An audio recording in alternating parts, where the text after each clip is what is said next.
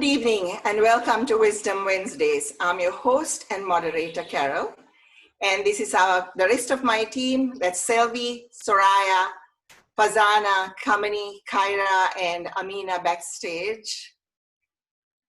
Today, the topic is racism from Minneapolis to Durga town. And I would like to start by playing a little music clip, the lyrics of which was done by Dr. Visakesa Chandrasekaram. His father is a Tamil who practices Hinduism, and his mother is a Sinhala lady who practices Buddhism. And so he wrote this, the lyrics to this song, which is sung by Sewandi Abesekara. So it's quite a mix of people who have collaborated. Dr. Chandrasekaram is a lawyer, and he's a lecturer at the Colombo University. The song is called Numbe Amma. Kamini.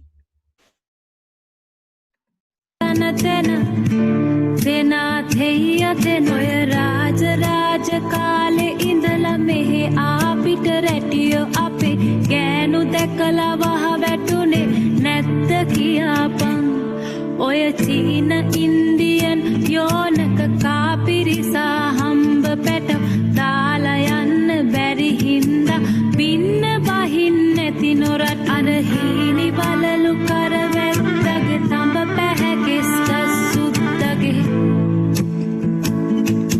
bokudu konde kapiriyage kerapotu esperangiyage China ge mokkan nase hambayange hame peh seram kalwangi hendi sambare apuruya tatana tatana tatana tana tana tana tetana tetana tetana tena tena theya tena singha bahuge keshar koheda kiyapang malli kotiyage walige dekakun asse balapang Vandurata nekam ki ape mi muttage panattage namata nigaru nokara indin moda kata pata bandimin numbe amma. So guys, I'm sorry. Listening to the words, I was actually tearing up. Sorry about that. It's just that all those derogatory terms that we use on each other. And today we talk about racism from Minneapolis to Durga town. It's happening right here. And apologies, guys. Without taking too much time, I'd like to introduce you to Soraya. She's an interfaith leader. She's a lawyer. She's a unifier. Soraya would like to talk to, is it racism and the structures of racism, Soraya? Oh, thank you, Carol. This is a very hard evening for me as well. Because I stand with you in your pain and I stand with you in solidarity, as we all women here on Wisdom Wednesday stand with the women who are being suppressed for just expressing themselves. I express deep sadness myself. We're all human until race disconnected us. Religion separated us and politics divide us. So there is an ambiguity in this term racism when it comes to Sri Lanka. And then today we will explore that ambiguity and then talk about some structures that promote and reinforce racism. Because let us not forget, racism is defined by a person's physical characteristics. Color, bone, eye color, that is what we see. So essentially our race is determined by how you look, while our ethnicity is determined based on the social and cultural groups we belong to. So the good news, folks, we are still not severed from that umbilical cord. We Sri Lankans, even though the lines are blurred, I think, correct me if I'm wrong, I think we all belong, we have a united race. we can say that we are South Asians or that we are Sri Lankans. The hatred and the dehumanization that we experience in our country is a chronic entrenchment of ethno-religious differences. So we have a good foundation to build here. We're still not divided by our race. But for the purpose of this discussion, we must know that the structures of this division and the hatred are the same. So what are those structures? There's individual racism, which occurs at a very interpersonal level. And we all know what that means. You hear somebody call you something derogatory. That's interpersonal. Then what about institutional racism? Embedded in organizational and institutions through policies, procedures, and practices. There is embedded institutional racism in this country. So our idea is not to define these things, but for you to, when you see it, recognize it and do something about it. Then let's get to the worst form of racism, that is structural racism. This is the denial, is the heartbeat of this kind of racism. Inequality is rooted in the system, wide operations of society that excludes substantial numbers from participating. And today we are witnessing a lot of that. You are not good enough, so you are not going to be in this group, whether it be a post as a minister or whether it be a leader in the community. You are not good enough. You are not one of us. So this is structural racism, and I think this is a call for every one of us to rise up against such structural racism. So racism is not just only hurt, but it's privilege, it's access, apathy, power, and oppression. So example, when law enforcement, I've seen in the past many videos where when there's a Buddhist clergy involved in some kind of infraction of the law, our law enforcement are very kind and gentle and they turn the other side. That is a form of structural racism. So let's take a moment to look at this cracked mirror, my friends. And the question I ask is, do you feel the shame? For what have we become? We are drowning in this hatred of ill will, doubt, and bigotry. Do you feel the shame? A nation that inherited Buddhism that I no longer recognize. The elders and my neighbors in my country who taught me compassion, the compassion of Lord Buddha and Asoka. Do you feel the shame? Being a good person does not make you innocent. In a system implicated by racial dominance, your blindness is not an accident. Your blindness is complicity and complacency. What it says is that you support it. Do you feel the shame? Let's lift the curtain of Buddhist blindness, Muslim apathy, Tamil stubbornness, and Christian status quo. My question is, do you feel the shame? Thank you, Carol. Yeah, I think, Soraya, that shame, when I teared up listening to that song, although I'd heard it before, I thought of all my friends, who have to put up with this every day. And I don't think that's what Dr. Chandrasekaran meant. He actually was talking about the beauty of the unification of having all the people integrated. Actually, the beauty in the diversity is, I think, what he was talking about. But he used these sharp words that are thrown about and bandied so easily, Soraya. And, we don't think that, if we were in the same shoes, how would we feel? And when you talk about shame, I guess that's what it is, right, Selvi? Very good. Soraya, I can't even ask you, what you said because you described it so very well. We'll move on to Selvi because it's a continuation of what you had to say.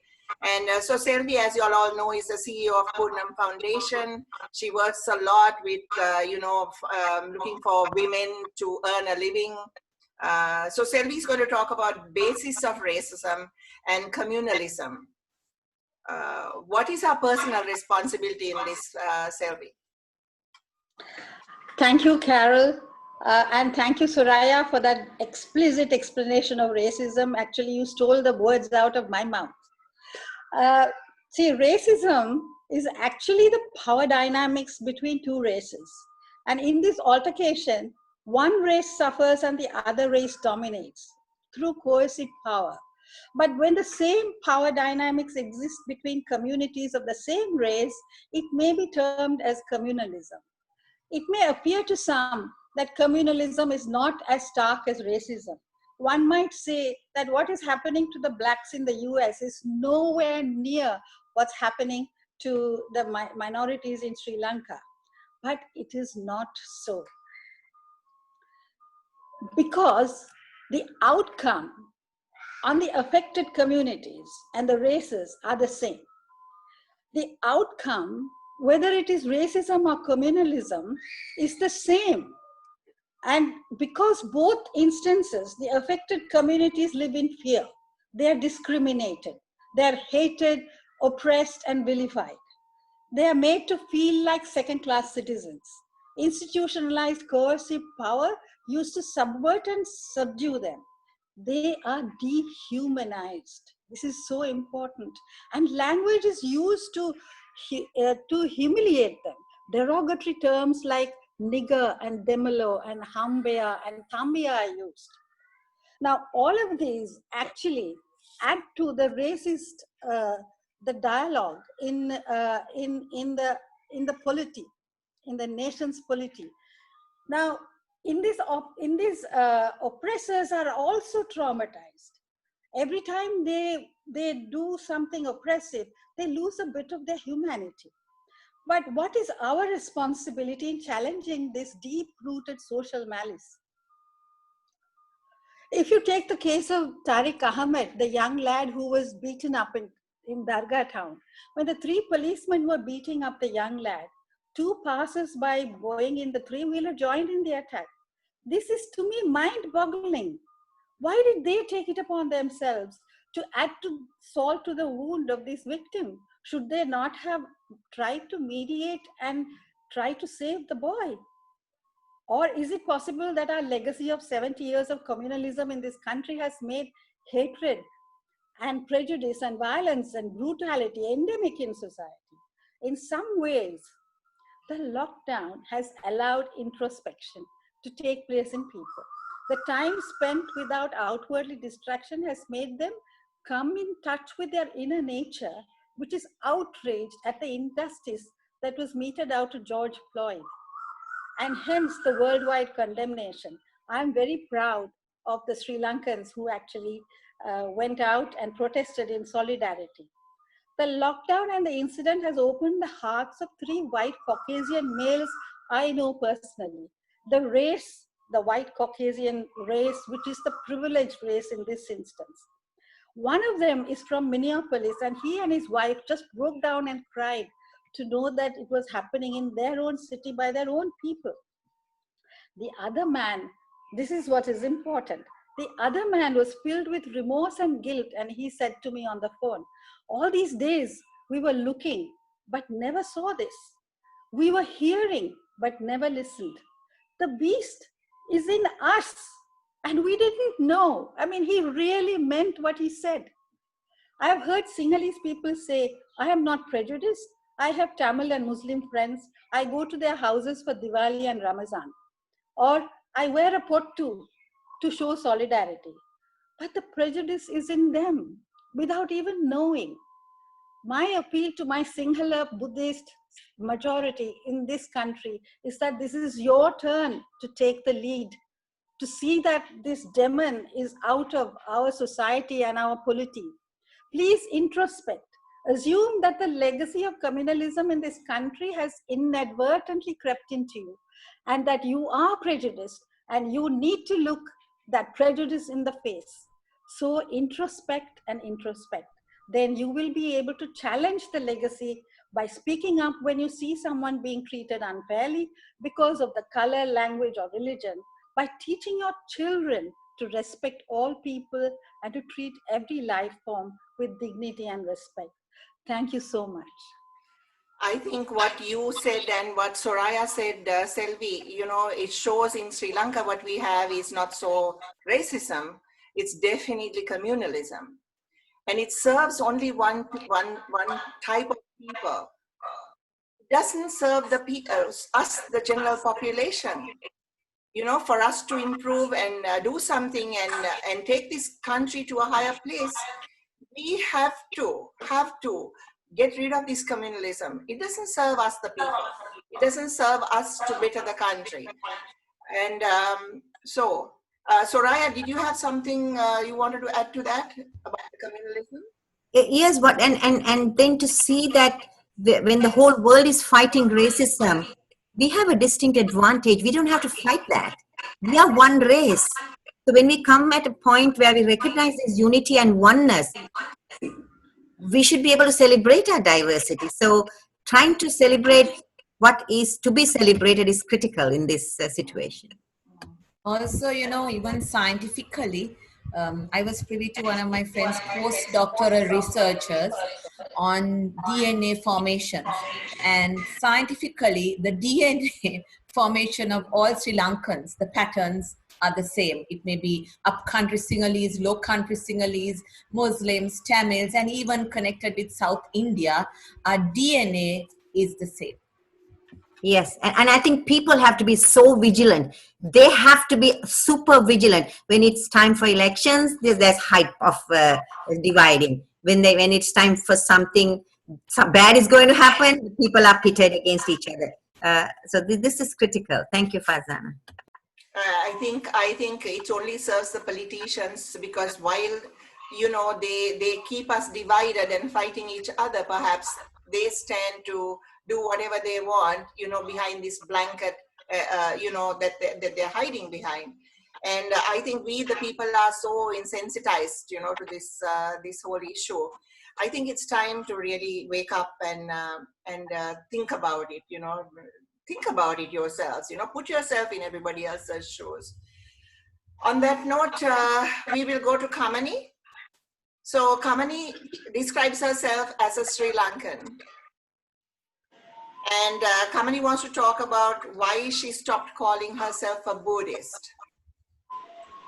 Kamani. Thank you, Karen. So I was born a Sinhala Buddhist, into a Sinhala Buddhist family. And most of my life, I have always identified myself as a Sinhala Buddhist. But for me personally, this changed years ago, about 7 years ago, with the uprising or the strengthening of this group, you know, as the Buddha Balasena, where they started campaigning against Muslims using the halal issue for their label. And you could see certain Buddhists using Buddhism for anger and violence. And for me, Buddhism has meant so much for me. It's the philosophy, the practice of meditation, of introspection, of compassion, of, you know, coping with huge things that were happening in my life as a child and growing up with, you know, adversity and learning to take a more peaceful approach and generous approach. But then I saw what was happening with BBS and my friends who were Muslim, how they were starting to feel so scared. And it started hurting me a lot. I wrote something on Facebook about it. And the thing is, what strikes me is that BBS doesn't gain its strength suddenly by coming up with this label. It's not from a void. For example, we say that, you know, Trump is terrible.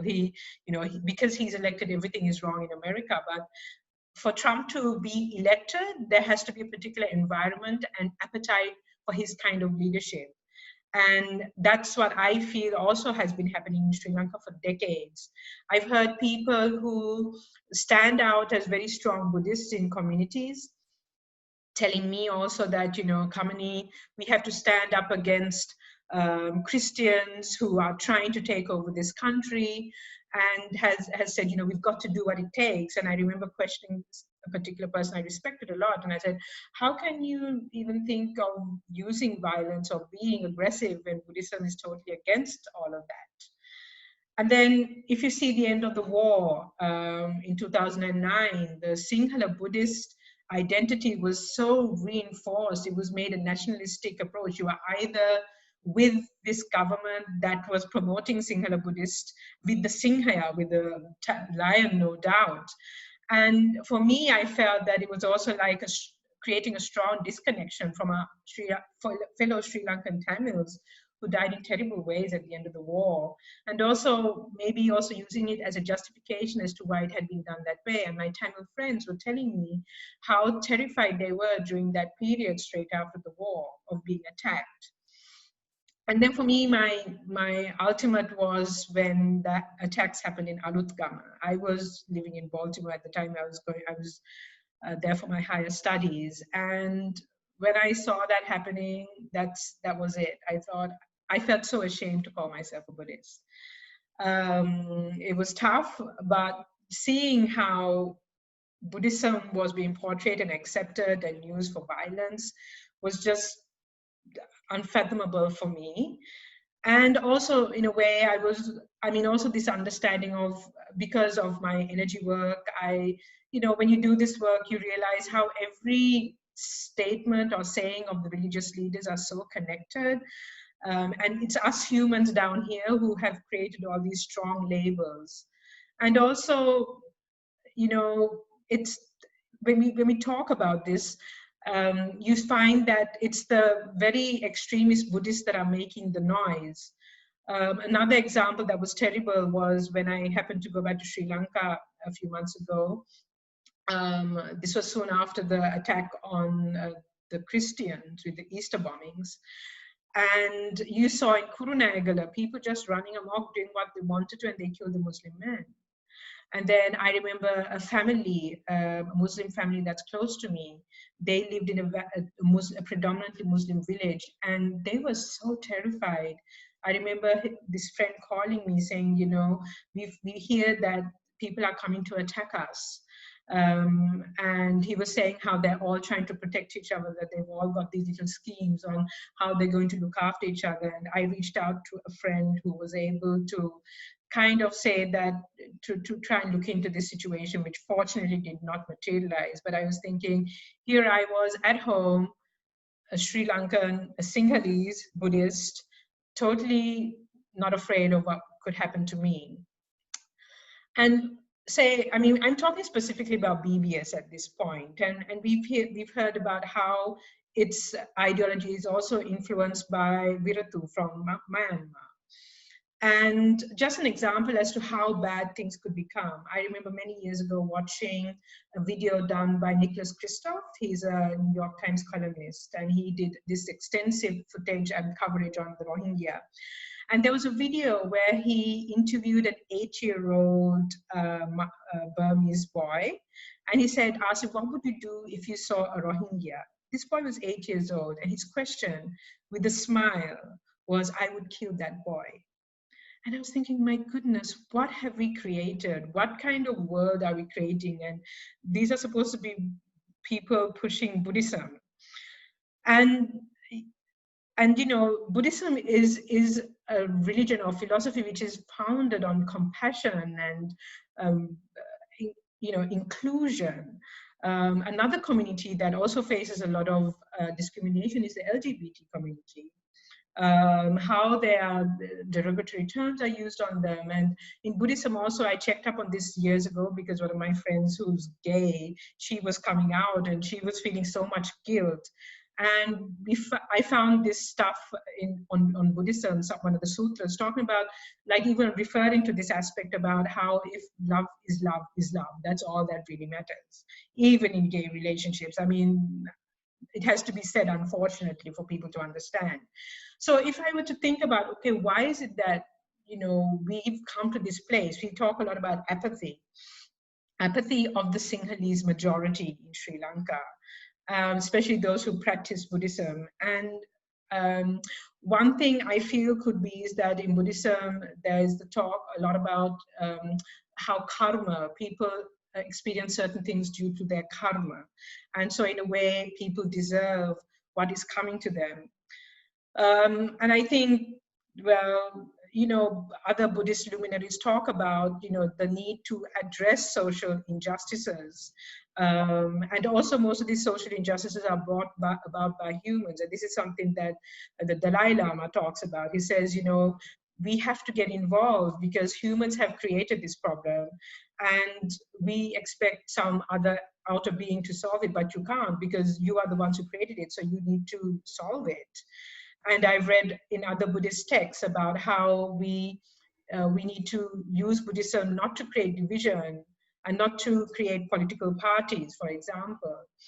And also, I think there's this belief that, you know, so Buddhism is all about the self and, you know, you don't need to go outwards, you don't need to be engaged. But unfortunately, it's that violent, loud majority that is representing themselves as Sinhala Buddhists in this country. And I think the question is, do we want Buddhism, for those who really identify with that label, to be promoted in such a way? And I wanted to leave with one important thing about Lord Buddha himself.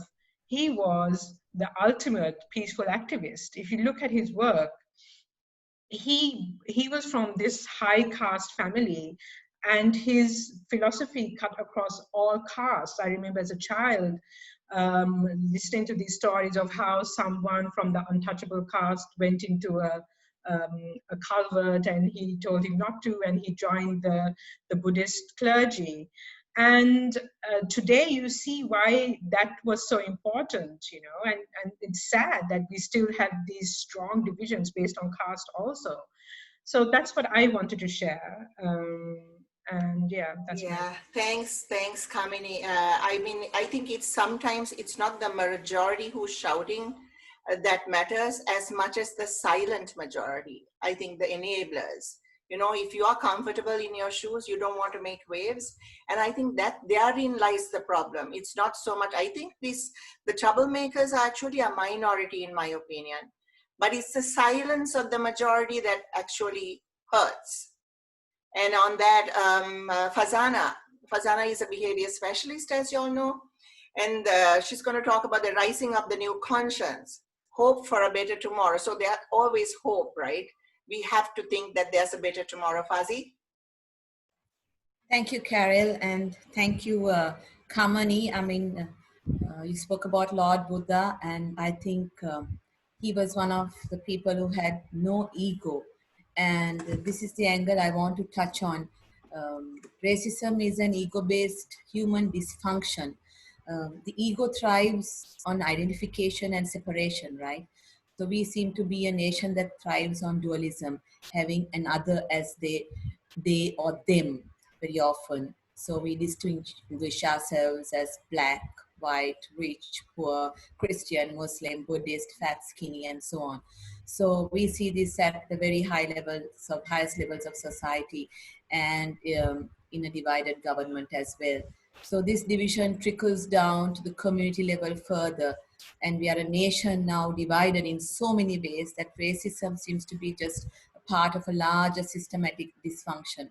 So racism will be undone when we elevate our level of consciousness.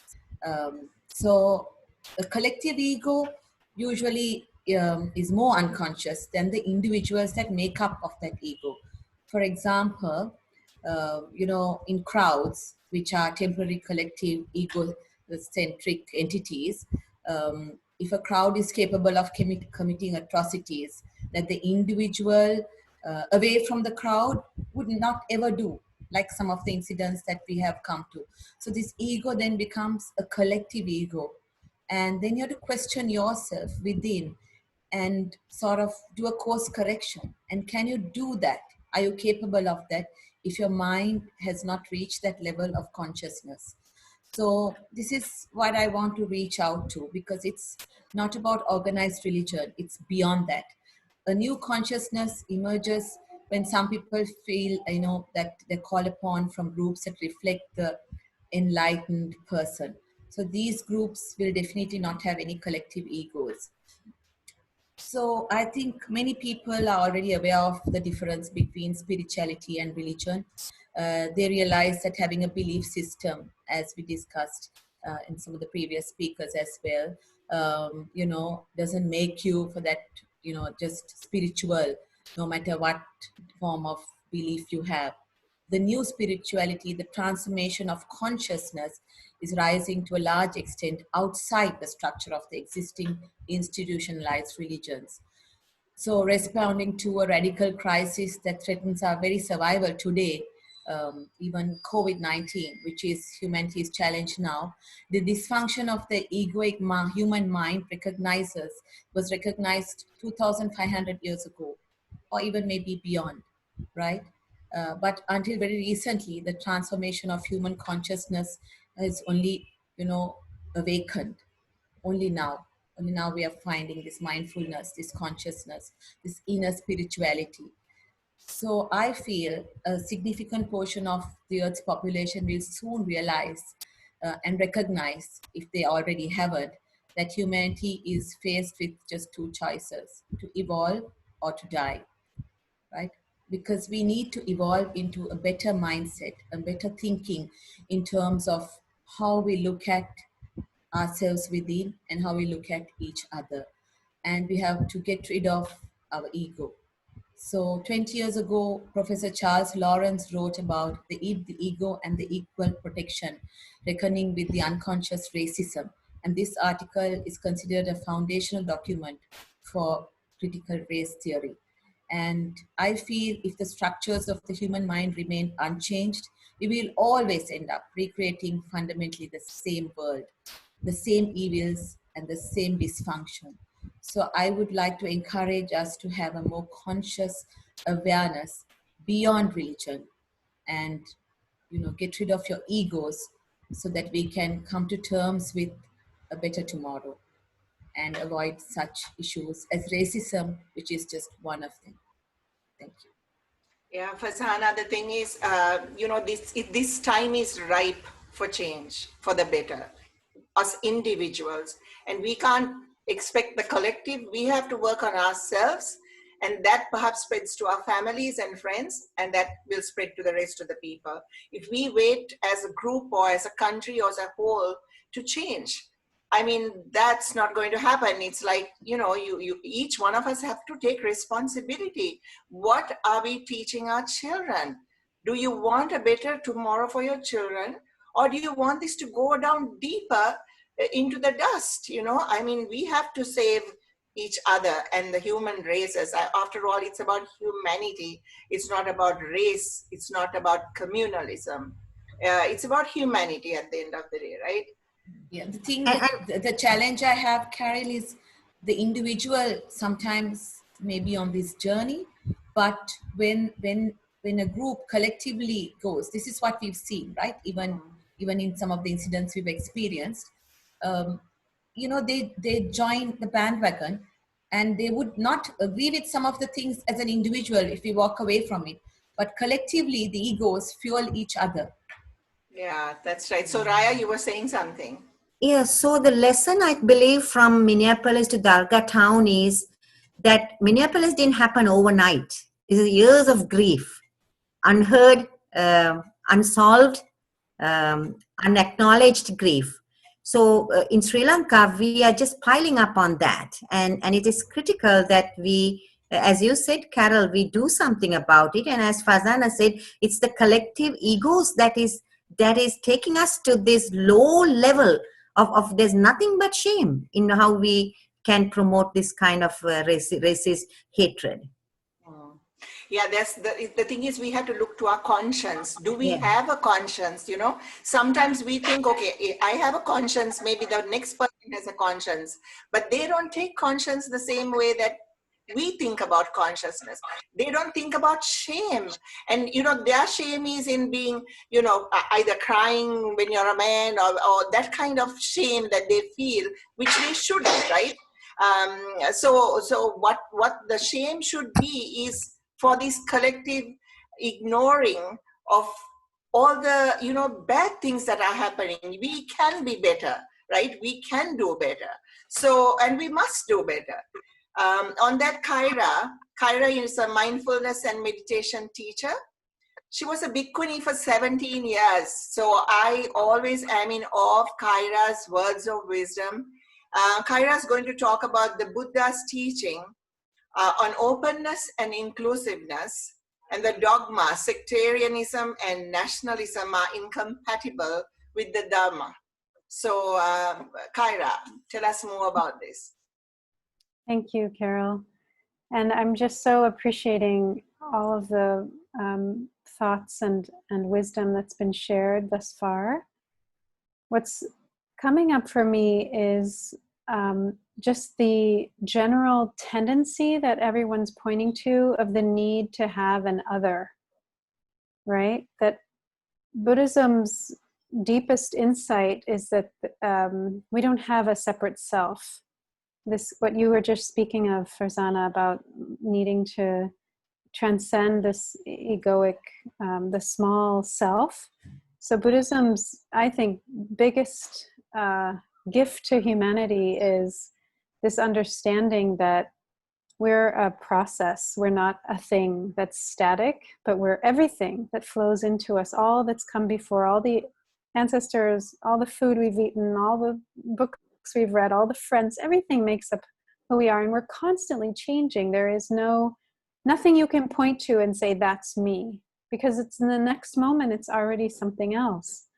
So but of course it's very difficult to see it this way with our usual eyes.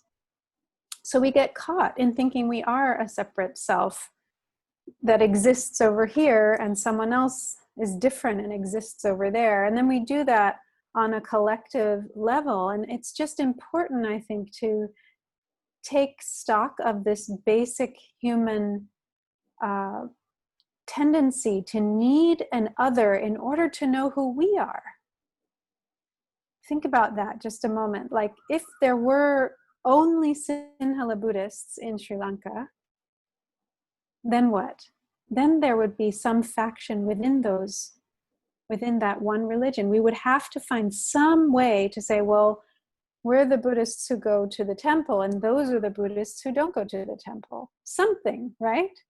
We're the ones who practice, they're the ones who, we always need some other to distinguish ourselves from in order to feel that we exist in our separateness.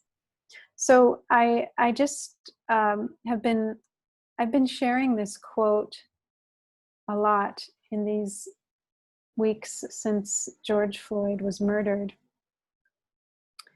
This is from James Baldwin, a very powerful African-American author and activist. He says, I imagine one of the reasons people cling to their hates so stubbornly is because they sense once hate is gone, they will be forced to deal with pain.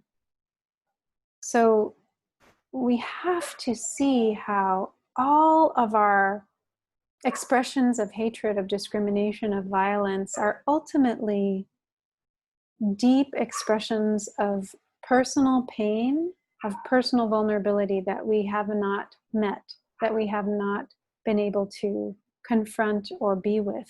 So this personal and collective that we've been speaking about, it's very important to see the link.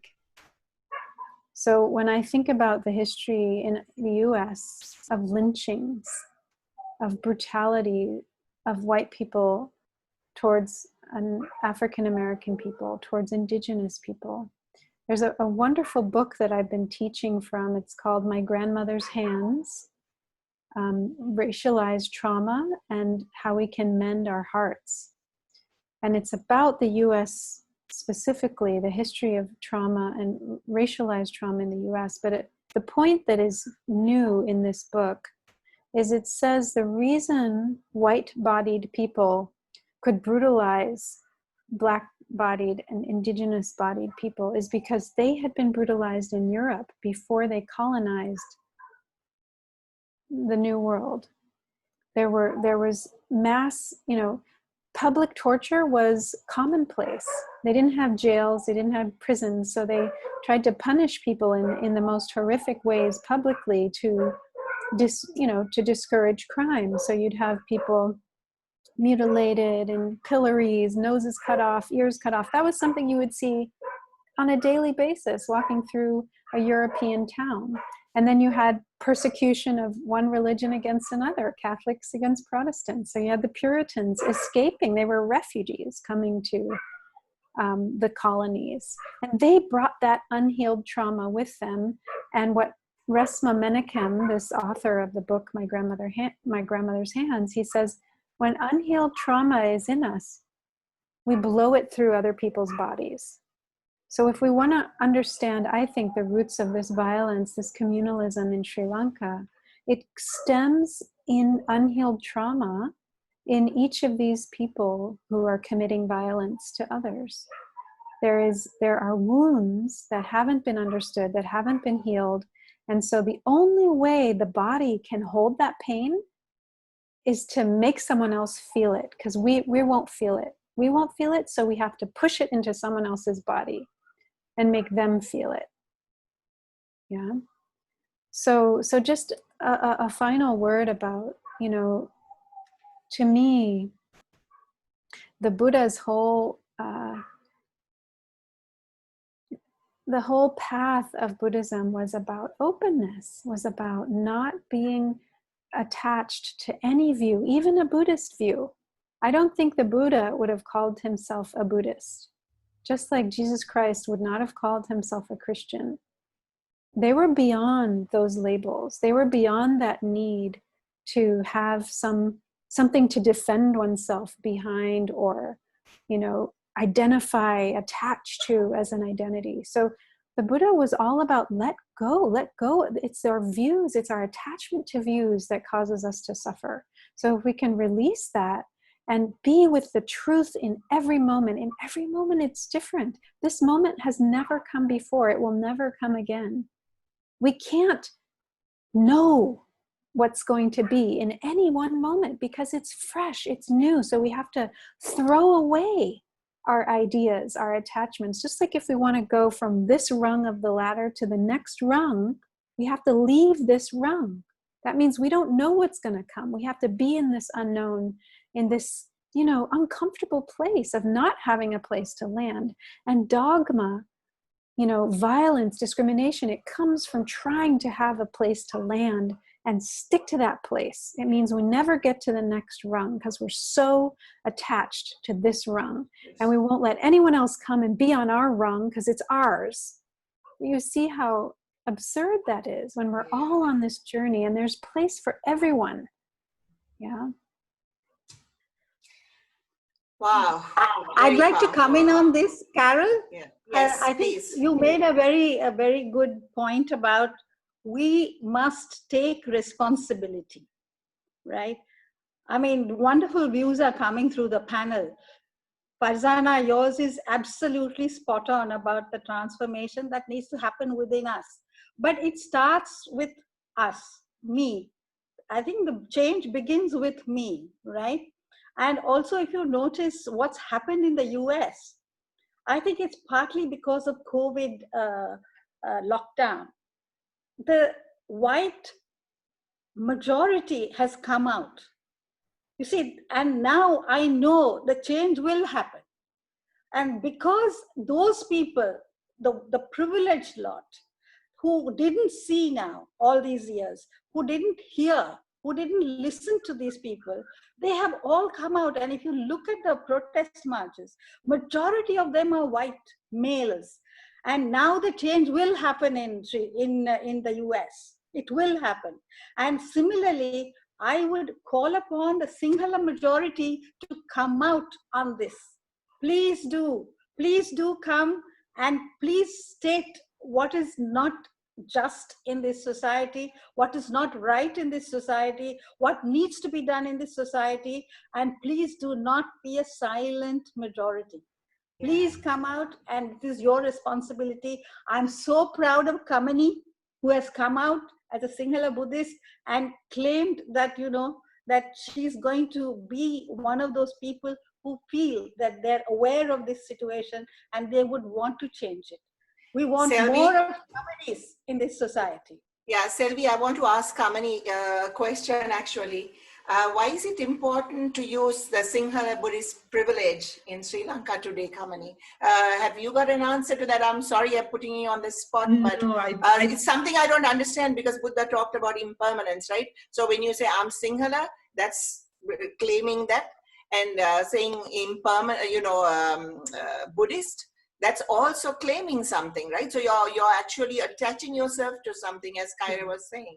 True. So, I mean, I think it's so important to understand how, first we need to acknowledge the fact that, this, and it's been spoken by many of the members of this panel, that it's because the majority is quiet that this kind of behavior is continuing in our country also, the racism. And I mean, there are so many of my friends also who stand up and who stand up for marginalized groups, be it Tamil, be it Muslim, be it from the LGBT community, the HIV positive community and all that. But, there's a really important moment where, as Sinhala Buddhists, we really need to look.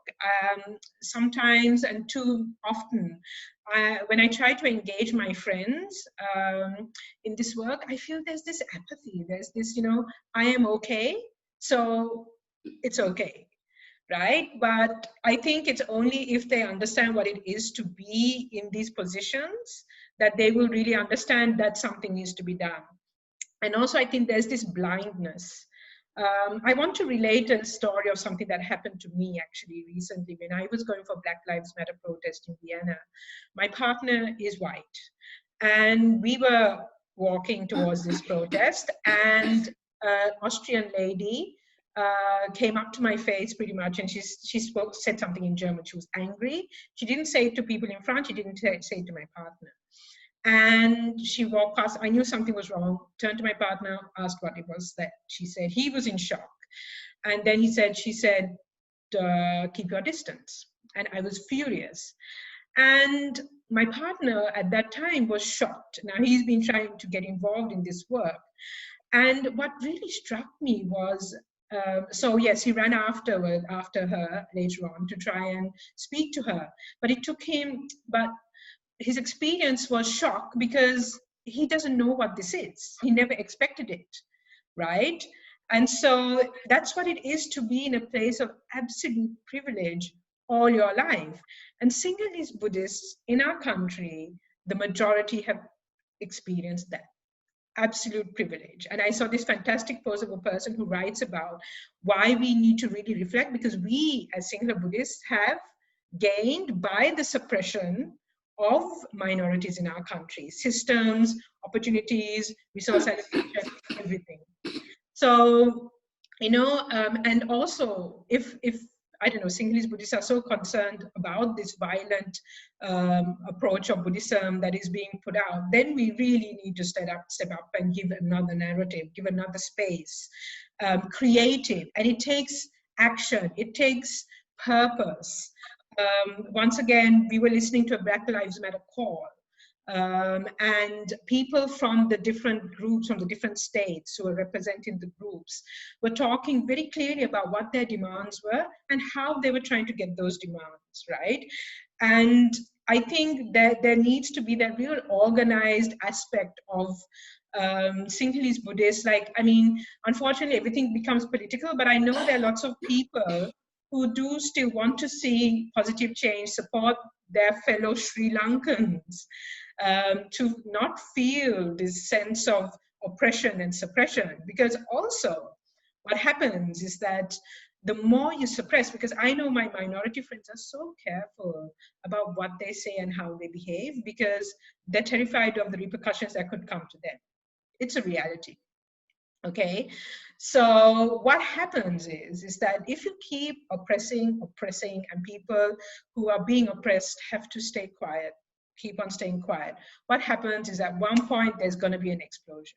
And even if there's, sorry, yes. Sorry, Kamini, I wanted to say something, that's actually in a way mental abuse.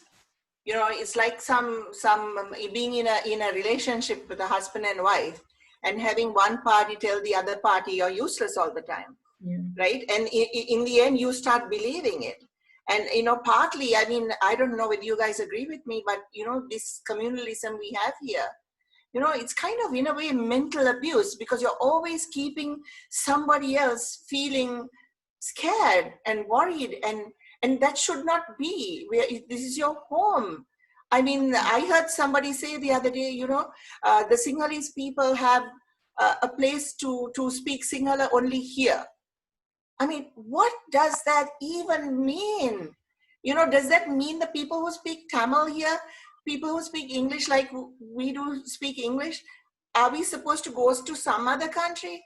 No. I mean, will we be welcome in some other country? No.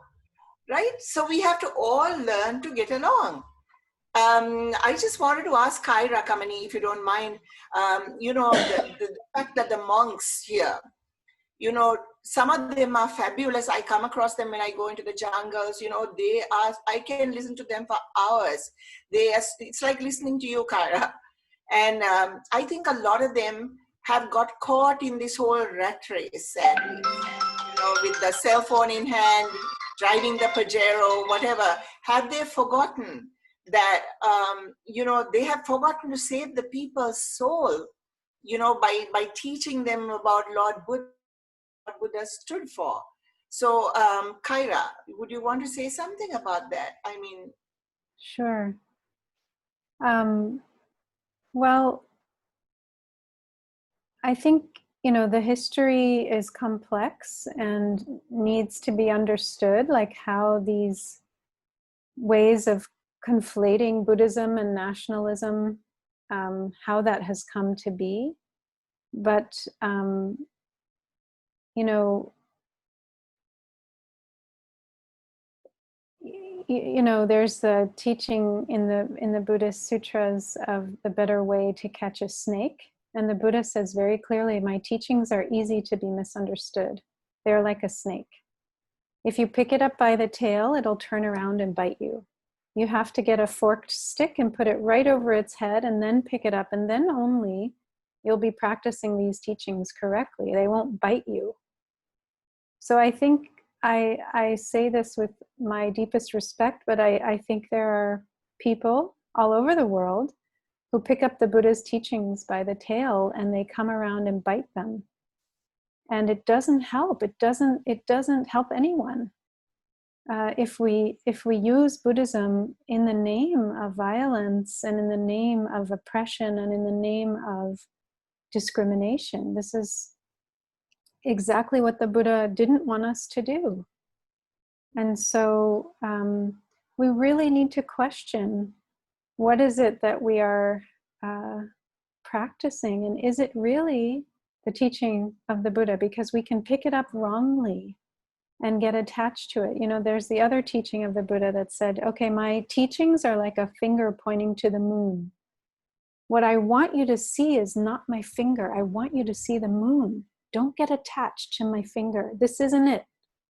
And then I think what you're pointing to in this example is people getting stuck on the finger and not seeing the moon. That's what the Buddha wanted us to see. Freedom, non-attachment to views, love for all beings. In the Metta Sutra, it says to protect and love every being on this planet as if it were our only child, and we're a mother who will protect it with our own life.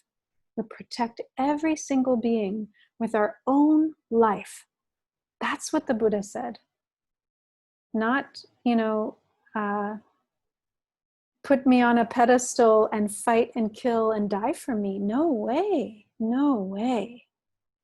You know, so we want to go back and see what is the real message of the Buddha, and how can we not get bit by misinterpretations, misunderstandings of the teachings.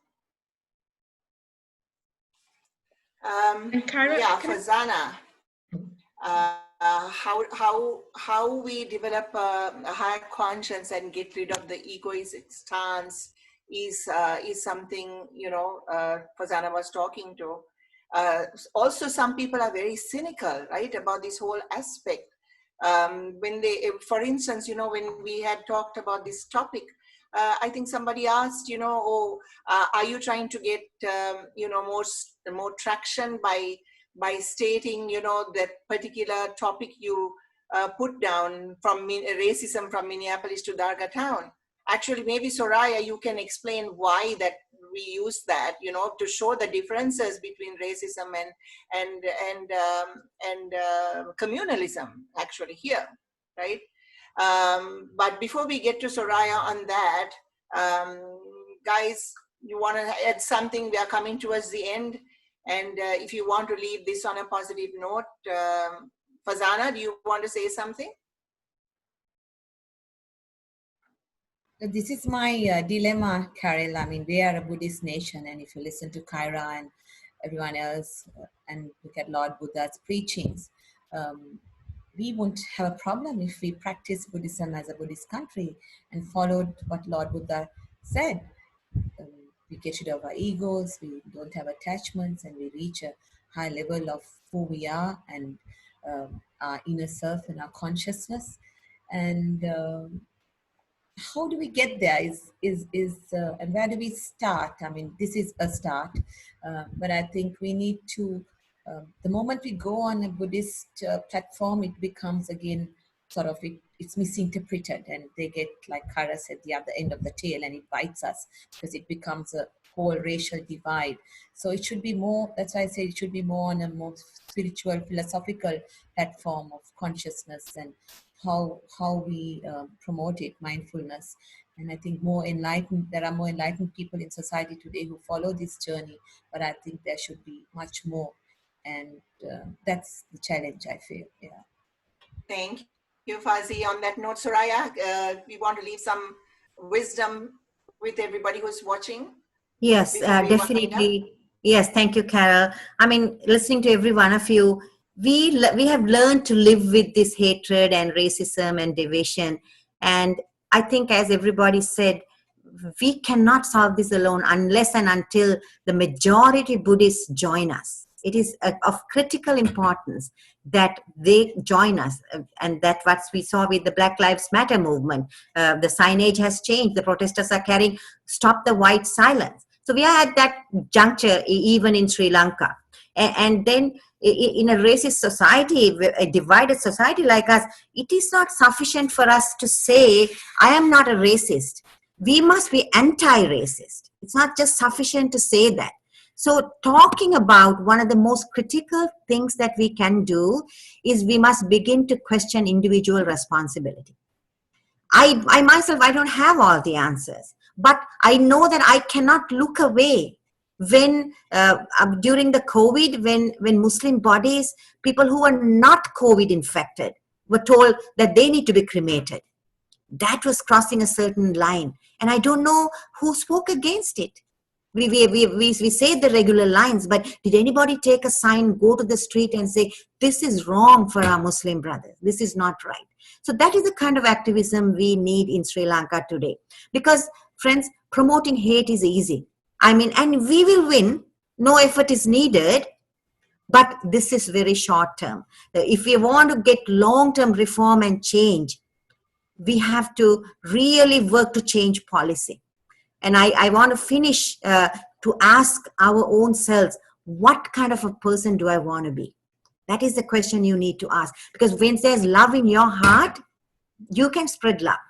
So when you deny love to yourself, that's when the ego comes in. So we must all question individual responsibility and really take positive, measurable action. We don't anymore have even luxury just to express ourselves. It has to be action oriented. So if you see something, say something. Thank you.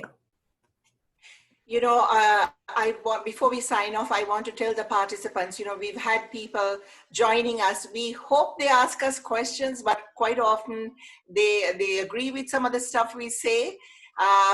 So we also have a lot more people who watch us on Facebook live streaming and the recordings on YouTube thereafter, and also the podcasts.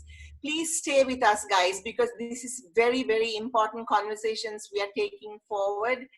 And the more you get joined in and the more you participate and the more you ask other people to join in, because obviously those of you who are on lockdown now, you know this is important conversations that we should be having on a daily basis. Please pass the word around. We really appreciate your support on this. And on that note, on behalf of our team here, I'd like to say thank you very much. Next show is on the 24th of June, and we are going to do it at 7 p.m. from now on, guys, to enable more people who go to work to come back and log on with us. So 24th at 7 p.m., we will send you a reminder. So on that note, thank you very much. Good night. And join us next time for Wisdom Wednesdays.